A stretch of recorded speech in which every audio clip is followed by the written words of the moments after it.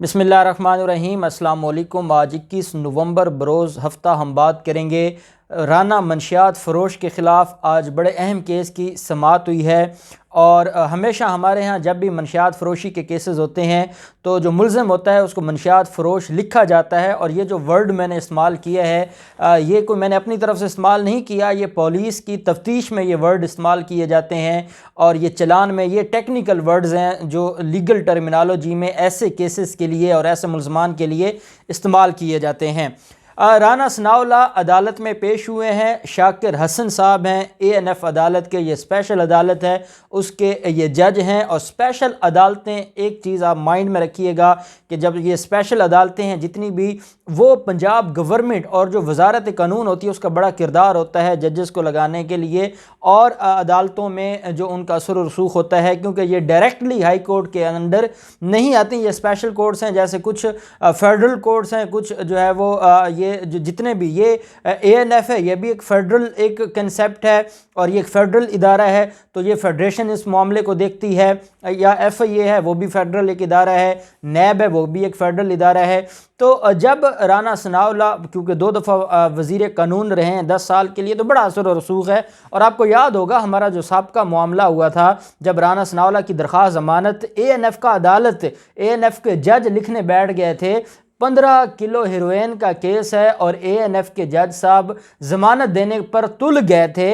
और ANF में अगर 1 किलोग्राम से ज़्यादा कोई चीज़, चरस हो, हेरोइन हो, कोई भी चीज़ हो, अफीम हो, तो वो तब तक ज़मानत नहीं होती जब तक कोई बहुत स्ट्रॉन्ग ग्राउंड ना हो, और वो भी हाई कोर्ट में होती है। और वो भी हम कहते हैं कि वो मुल्ज़म इतना अरसा जेल में रहे और उसके बाद जाके बनता है। यहाँ तो बेचारे जिनकी 500 ग्राम और जो है वो 800 ग्राम हो, उनकी ज़मानतें बड़ी मुश्किल से होती हैं।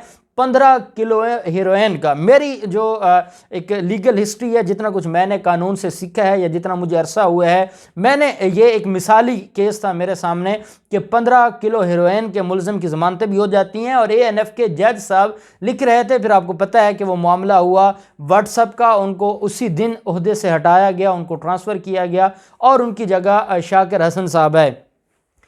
अब यहाँ पर भी जो मामला है राना सनाउल्लाह के ख़िलाफ़ जो केस फाइल हुआ था, इसमें दिसंबर 2019 में तो ये जेल से रिहा होकर आए थे 10 महीने लगा के।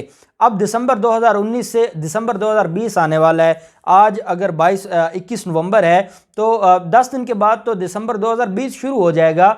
1 साल मुल्ज़िम जेल से बाहर हो गए हैं और 10 महीने जेल में गुजार के आए हैं और अभी तक फ़र्द जुर्म नहीं लगी। ये है केस और ये है कहानी।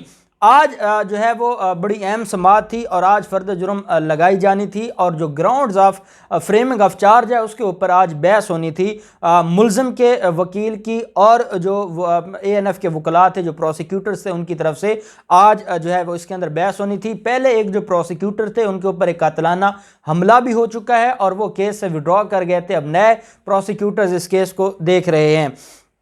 राना सनाउल्लाह अदालत में पेश होते हैं। ANF के जज साहब आज अदालत में मौजूद थे। केस की समाअत शुरू होती है, मुल्ज़िम की हाज़िरी लगाई जाती है। अदालत इस्तफ़सार करती है कि मुल्ज़िम के वकील मौजूद हैं, तो मुल्ज़िम के जो वकील हैं जो कि नून लीगी जो जितनी भी शरीफ ख़ानदान के केसेस हैं सेशन कोर्ट्स में या जो क्रिमिनल मैटर्स हैं उसमें सैयद फ़रहाद अली शाह साहब जो कि मेंबर हैं पंजाब बार कौंसिल के, तो वो उनको रिप्रेजेंट करते हैं, तो वो भी अदालत में मौजूद थे। और जो ANF के जजेस जो प्रोसिक्यूटर्स हैं वो भी अदालत में मौजूद थे। अदालत ने कहा जी बहस करें, जिसके ऊपर जो वकील थे जो मेंबर पंजाब बार कौंसिल हैं फराज शाह साहब, उन्होंने कहा जनाब कि आज मैं बहस नहीं कर सकता, हमारे इलेक्शंस हैं 28 नवंबर को और स्ट्राइक्स भी चाह रही हैं, तो आज मैं इसके ऊपर जो है वो नहीं कर सकता बहस। अदालत ने कहा भी आज बहस होगी, अगर आज आप बहस नहीं करते तो मामला आपके खिलाफ जाएगा और मैंने आज फैसला करना है, मुल्ज़िम आया हुआ है, मैंने आज फ़र्द जुर्म आयद करनी है और आज फ़र्द जुर्म आयद होगी। अदालत ने कहा कि आज अगर आप बहस नहीं करेंगे तो मैं प्रोसिक्यूशन को सुनकर जो चलान है, जो दरख्वास्तें हैं, उनको मैं रिटन जो आपकी इस्तदा आई हुई है वो मैं पढ़ के डिसाइड कर दूंगा और मैं मामले को ज़्यादा लंबा नहीं करूंगा।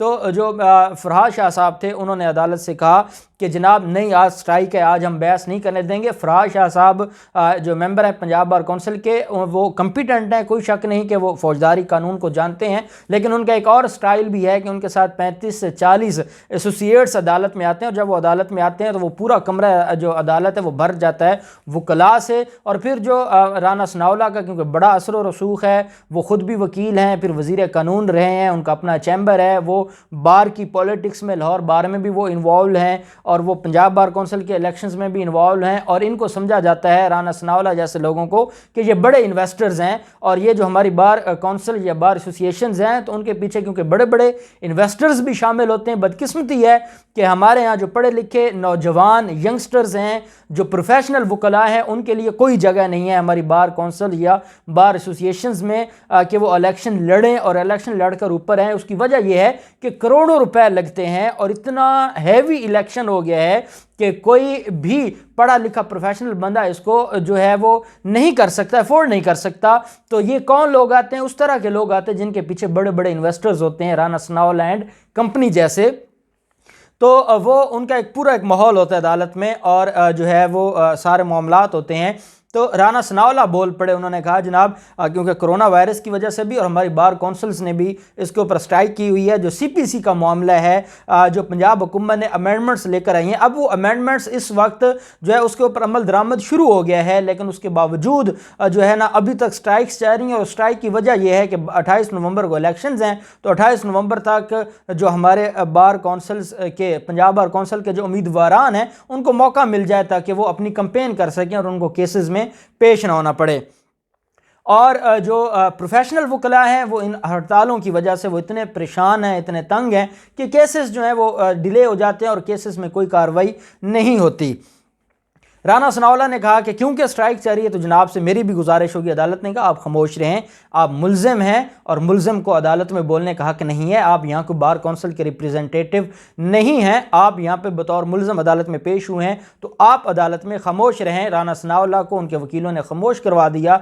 और फरहाद शाह साहब ने कहा कि क्योंकि मैं मेंबर हूँ पंजाब बार कौंसिल का, पंजाब बार कौंसिल ने स्ट्राइक अनाउंस की हुई है, तो बतौर मेंबर मैं अगर केस में पेश हूँगा या उसमें कोई कार्रवाई होगी तो मेरे लिए बड़ा मुश्किल हो जाएगा। फिर मेरे ऊपर प्रेशर आएगा कि आप लोगों ने खुद जो है वो एक अनाउंस की है जो स्ट्राइक है और ख़ुद आप उसमें पेश नहीं हो रहे, तो मेरे लिए बड़े मसाइल पैदा हो जाएंगे। तो मैं जनाब से गुजारिश करता हूँ कि दिसंबर के पहले हफ्ते में इसको फिक्स कर लिया जाए। और ये मैं अंडरटेकिंग देता हूँ, अदालत में मैं लिख के देता हूँ कि ये जो है इसके बाद हम तारीख नहीं लेंगे और हम इस मामले को जो है वो वाइंड अप करेंगे। और हम खुद चाहते हैं कि ये जो मामला है ये किसी तरफ किसी किनारे लगे। अदालत ने उनकी इस्तदा मंजूर करते हुए 5 दिसंबर के लिए केस की समाअत को मुलतवी कर दिया।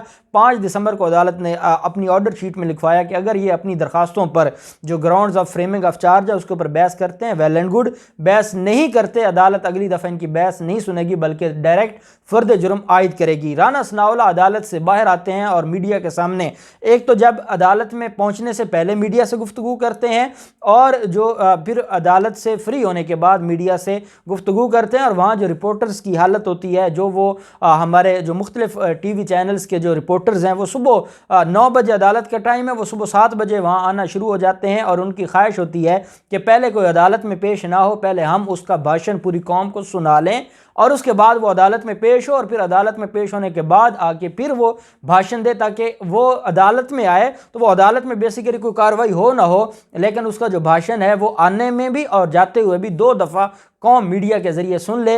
राना सनाउल्लाह ने कहा है कि ये जो मेरे खिलाफ केस है 15 किलो हेरोइन का, इसमें या मुझे सज़ा होगी या शहरयार आफरीदी को सज़ा होगी। उन्होंने कहा किसी एक बंदे को तो सज़ा ज़रूर होगी। अब राना सनाउल्लाह जो ये बात कह रहे हैं कि मुझे सज़ा होगी, इसका मतलब ये है राना सनाउल्लाह इस बात को ज़रूर तस्लीम करते हैं कि उनको हो सकती है, प्रोबेबिलिटी है, क्योंकि केस बड़ा स्ट्रॉन्ग है। राना सनाउल्लाह कहते हैं कि जब मुझे पकड़ा गया तो एक बैग था, वो बैग ही जो है वो रिकवर हुआ था और वो बैग मेरे कपड़े थे, उसमें बाकी कोई चीज़ नहीं थी। ये सारा मेरे खिलाफ झूठा है। मैं एक बात करता हूं कि अगर झूठा होता, देखें कंडक्ट ऑफ अक्यूज्ड बड़ा काउंट करते हैं हमारे क्रिमिनल लॉ में, और जो कंडक्ट ऑफ अक्यूज्ड है इस केस में वो ये है कि वो डिले करवाना चाहते हैं और वो ये चाहते हैं कि ये हालात ठीक हो जाएं, कभी इमरान खान की हुकूमत चली जाए, दोबारा हमारा दौरे हुकूमत आ जाए और हम इस केस से बच जाएं।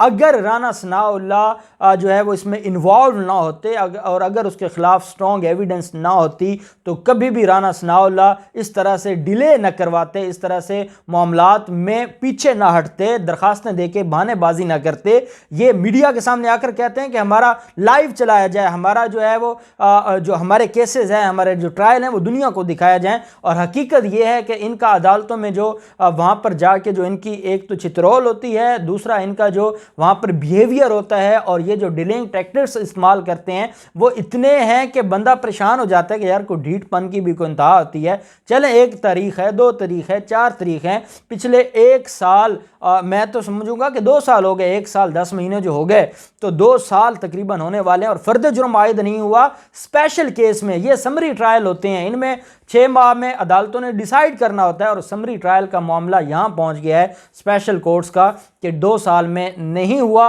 और हमारी अदालतें भी जो है वो 2-4 बातें करके रिलीफ दे देती हैं। और जो मैंने आपको बैकग्राउंड बताया है ये हकीकत है और इस हकीकत के बारे में कौम को अवेयरनेस देना ज़रूरी है ताकि अल्लाह करे हमारा ये जो जुडिशल निज़ाम है ये ठीक हो और वहाँ हर मुल्ज़िम को इक्वल ट्रीट किया जाए और उनके हालात जो हैं उनको उसके जो उन्होंने जुर्म किया उसके मुताबिक उसको सज़ा मिले। अब देखते हैं 5 दिसंबर को क्या डेवलपमेंट होती है। जो भी डेवलपमेंट होगी हम आपके साथ शेयर करते रहेंगे। अल्लाह पाक पाकिस्तान का हामी नासिर हो।